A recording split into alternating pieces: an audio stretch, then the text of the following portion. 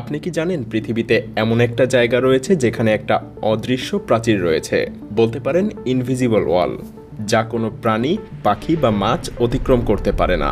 অবিশ্বাস্য মনে হচ্ছে, তাই না? কিন্তু বিশ্বাস করুন, এটাই সত্য। হ্যাঁ, আজ আপনাদের নিয়ে যাব এমন এক রহস্যময় দ্বীপে যেখানে আছে এই অদৃশ্য সীমানা প্রাচীর, যাকে আমরা ইনভিজিবল লাইন বলছি। প্রকৃতি নিজেই এই রহস্যময় প্রাচীর তৈরি করেছে। এই সীমানা ইন্দোনেশিয়ার বালি এবং লম্বক দ্বীপগুলোর মাঝে। এই লাইন একে অপরের পাশ দিয়ে চলে গেলেও এই দুই অঞ্চলের প্রাণীদের জন্য এই সীমানা কখনোই পেরোনো সম্ভব না। শুধুমাত্র ৩৫ কিলোমিটারের দূরত্ব। তারপরেও এই দুই অঞ্চলের প্রাণী এক পাশ থেকে অন্য পাশে যেতে পারে না। হ্যাঁ, এখানে এক অদৃশ্য শক্তি আছে যা কোনো প্রাণীকে এখানে আসতে বা চলে যেতে দেয় না, অর্থাৎ এই অদৃশ্য প্রাচীর অতিক্রম করতে দেয় না। কিভাবে? বুঝিয়ে বলছি। বালি এবং লম্বক দ্বীপগুলোর মাঝে একদিকে রয়েছে এক ধরনের প্রাণী, পাখি এবং মাছ, আর অন্যদিকে একেবারে ভিন্ন ধরনের প্রাণী, পাখি এবং মাছ রয়েছে। আপনি যখন বালি থেকে লম্বক পৌঁছাবেন তখন আপনি বুঝতে পারবেন যে যতটুকু ঘুরে দেখেছেন সবকিছুই মুহূর্তের মধ্যে বদলে গেছে। হ্যাঁ, যদি বালি থেকে লম্বক চলে যান, আপনি পুরো পরিবেশটাকেই আলাদা হয়ে যেতে দেখবেন। এবং এই রহস্যময় সীমানাটার সবথেকে অদ্ভুত বিষয় হলো, এটা শুধু মানুষ ছাড়া অন্য কোনো প্রাণী বা মাছের পক্ষে পার করা সম্ভব না। এমনকি একটা পাখিও উড়ে যেতে পারে না। আপনি নিশ্চয়ই ভাবছেন এই ৩৫ কিলোমিটার দূরে এমন কি আছে যে প্রাণীরা একদিক থেকে আরেক দিকে যেতে পারে না। সত্যি বলতে এই সীমানার পেছনে রয়েছে এক অদৃশ্য শক্তি, যা সবার অগোচরে পুরো পরিবেশকে একে অপরের থেকে আলাদা করে রেখেছে। আর এই অদৃশ্য প্রাচীরের রহস্য জানতে হলে আমাদেরকে ১৫০ বছর পেছনে যেতে হবে। কিভাবে এবং কেন এটা তৈরি হলো, আর কেনই বা এটা সম্ভব? চলুন একটু অতীতে ফিরে যাই। ১৫০ বছর আগে এক ব্রিটিশ গবেষক আলফ্রেড রসেল ওয়ালিস এই রহস্যময় লাইনটা আবিষ্কার করেছিলেন। তিনি জানতেন না যে তার এই আবিষ্কার একদিন পুরো পৃথিবীকে চমকে দিবে। আসলে ওয়ালিসের জীবনটাও ছিল অত্যন্ত নাটকীয়। ইংল্যান্ডের একটা সাধারণ পরিবারে জন্ম নেয়া আলফ্রেড ছোটবেলা থেকেই পড়াশোনায় আগ্রহী ছিলেন। তবে পরিবারের অভাব অনটন তাকে পড়াশোনা ছেড়ে তার বাবার সাথে, যিনি ছিলেন একজন কার্টোগ্রাফার অর্থাৎ মানচিত্রবিদ, তার সাথে যাত্রা করতে বাধ্য করেছিল। কিন্তু এই সিদ্ধান্তই ছিল তার জীবনের সবচেয়ে গুরুত্বপূর্ণ, এবং আমাদের পৃথিবীর জন্যও বটে। তিনি বিভিন্ন জায়গায় ভ্রমণ করা শুরু করেন, যেখানে তিনি প্রাকৃতিক পরিবেশের সঙ্গে পরিচিত হন এবং নানা ধরনের উদ্ভিদ, প্রাণী এবং পোকামাকড় সংগ্রহ করতে থাকেন। এভাবেই তিনি ১৮৫৪ সালে একদিন নৌকা নিয়ে ৩৫ কিলোমিটার দূরে লম্বক দ্বীপে চলে যান। আর সেখানে পৌঁছানোর পরে তিনি প্রথমবারের মতো উপলব্ধি করেন কিছু একটা অস্বাভাবিক ঘটছে।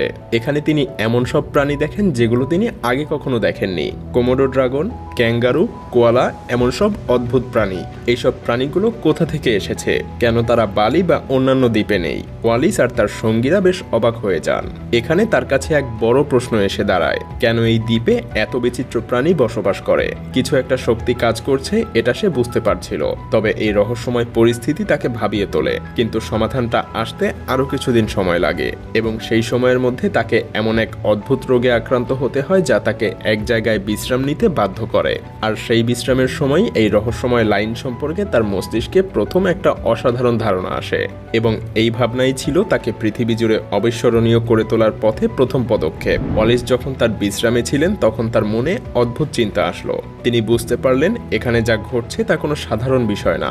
বালি এবং লম্বক দ্বীপের প্রাণী, পাখি এবং মাছের মধ্যে যে বৈচিত্র্য আছে তা কোনো সাধারণ বিষয় না। কিছু একটা বড় অদৃশ্য শক্তি তাদেরকে পৃথক করে রেখেছে। তবে কি সেই শক্তি? ওয়ালিসের মনে তোলপাড় শুরু হলো। ৩টা প্রশ্ন তার মনে ঘুরপাক খাচ্ছিল। প্রথমত, কেন এই দুইটা দ্বীপের প্রাণী একে অপরের সাথে মেলামেশা করে না? দ্বিতীয়ত, কেন পাখিরাও এই অদৃশ্য সীমা পার করতে পারে না? এবং তৃতীয়ত, দুই পাশের মাছেরা কেন এত আলাদা? একটা সময় ওয়ালিস মনে করলেন কিছু একটা রহস্যময় ব্যাপার ঘটছে, এবং তিনি তার পর্যবেক্ষণ দিয়ে একটা তত্ত্ব তৈরি করলেন। ওয়ালিস বললেন, বালি এবং লম্বক দ্বীপ একসময় একে অপরের সঙ্গে যুক্ত ছিল। বহু আগে যখন পৃথিবী একেবারে আলাদা ছিল, তখন এশিয়া এবং অস্ট্রেলিয়া মহাদেশ একসাথে ছিল। কিন্তু যখন পৃথিবীর তাপমাত্রা বেড়ে যায় এবং সমুদ্রের পানি বৃদ্ধি পায়, তখন এই দুটো মহাদেশ আলাদা হয়ে যেতে থাকে এবং আলাদা হয়ে যায়। ওয়ালিসের থিওরি অনুযায়ী যে প্রাণীরা বালি দ্বীপে বসবাস করে তারা মূলত এশিয়ার প্রাণী, যেমন হাতি, বাঘ এবং আরও অনেক প্রজাতির প্রাণী। আর যারা লম্বক দ্বীপে থাকে তারা অস্ট্রেলিয়ার প্রাণী, যেমন ক্যাঙ্গারু, কোয়ালা এবং কোমোডো ড্রাগন। আর এই প্রাণীগুলো একে অপরের সঙ্গে মিশতে পারে না, কারণ তারা লাখ লাখ বছর আগেই আলাদা হয়ে গেছে, যখন পৃথিবী থেকে এক মহাদেশ ভেঙে নতুন দ্বীপ এবং সমুদ্র তৈরি হয়েছিল। এই তত্ত্বটা সেই সময়ে শুধু প্রাণীদের বৈচিত্র্যই ব্যাখ্যা করে না, বরং বৈজ্ঞানিক দৃষ্টিকোণ থেকেও পৃথিবীর সম্পর্কে আমাদের ধারণা বদলে দেয়। যদিও সেই সময়ের বহু বছর পরে আমরা এখন বিজ্ঞানের কল্যাণে জানতে পেরেছি যে আমাদের পৃথিবী কখনোই একরকম ছিল না। এটা একটা চলমান প্ল্যানেট, যেখানে মহাদেশগুলোর প্লেট টেকটনিক্সের মাধ্যমে ধীরে ধীরে একে অপরের থেকে বিচ্ছিন্ন হয়ে যাচ্ছে, আর এটা এখনো চলমান। তবে ওয়ালিসের কাজ ছিল আরও এক ধাপে গিয়ে। তিনি প্রমাণ করেছিলেন শুধু প্রাণীরা না, পুরো পরিবেশটাই আলাদা হয়ে গেছে। সমুদ্রের পানি, বায়ু, মাটি সবই বদলে গেছে, আর এই বদলটা কোনো মানুষের চোখে ধরা পড়ে না। তবে প্রকৃতি, পরিবেশ এবং প্রাণী নিয়ে যারা গবেষণা করেন তারা যেন এই অদৃশ্য প্রাচীরটা হাত দিয়ে স্পর্শ করতে পারেন। আর ওয়ালিসের এই অনুধাবনটা ছিল এক যুগান্তকারী আবিষ্কার। তার এই থিওরিটা এতটাই গভীর ছিল যে এই রহস্যময় পৃথিবীকে সেটা বুঝতে আমাদেরকে সবকিছু নতুন করে ভাবতে বাধ্য করেছিল। আসলেই তো, ভেবে দেখুন, মাত্র ৩৫ কিলোমিটার ব্যবধানে কি এমন আছে যা দুই পাশের পশু পাখি, মাছ এবং পাখি পর্যন্ত এপার ওপার করতে পারে না।